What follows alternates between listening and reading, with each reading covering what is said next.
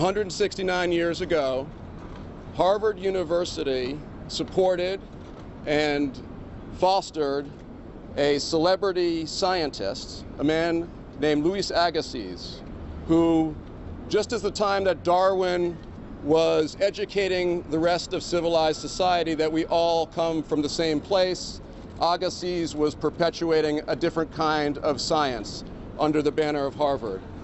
And Harvard supported Agassiz as he went down to a southern plantation, and he dragged two enslaved people, many more enslaved people, but the enslaved people that are the ancestors of our client, into a studio in Columbia, South Carolina, for the stated purpose of proving the inferiority of the black race.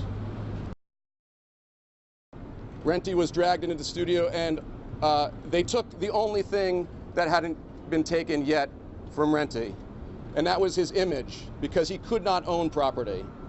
And since 1850, Harvard has had some role in that.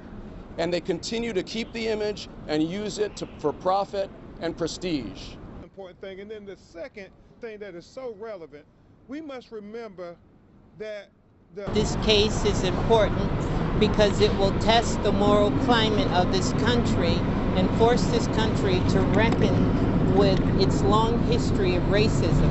And specifically, this case will force Harvard to look at their complicity as it relates to slavery and finally answer the questions about their role, and also to acknowledge that I'm the linear descendant of Renty, the person that I had heard so much about.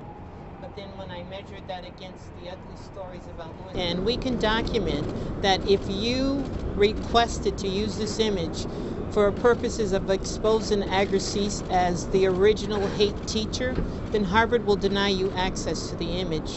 What I hope we're able to accomplish is to show the world who Renty is and tell that story. But you want, if you get possession of the photograph, will you make it available? For everyone to see. We want to take it on tour before it's loaned out to museums, so people who are the descendants of the slaves can see it in Detroit, can see it in Oakland, can see it in St. Louis, Los Angeles, and they can learn the lesson of Renty, and they can learn the lesson of how America and all its major institutions, whether educational or industrial, were proponents of trying to enslave Africans and keep slavery good for business. That's what it was. It was business.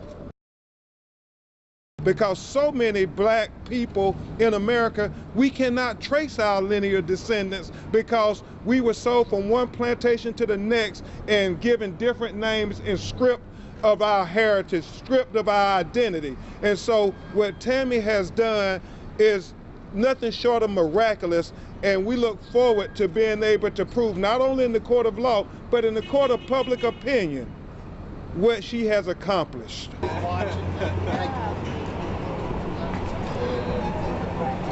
Alba,